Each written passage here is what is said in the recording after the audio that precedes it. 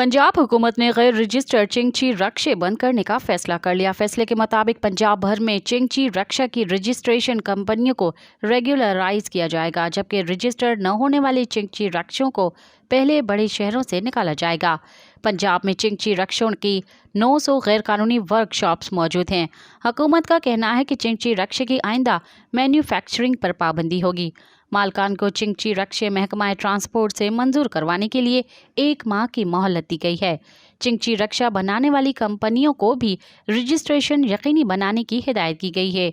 1 माह बाद गैर मंजूर शुदा और रजिस्टर्ड न होने वाले रक्षों को मुकम्मल तौर पर बंद कर दिया जाएगा। मज़ीद ख़बरनि ऐं तफ़सीलात लाइ विज़िट कयो असांजी वेबसाइट www.awamiNewsHD.com ऐं ॾिसंदा रहो अवामी न्यूज़ HD।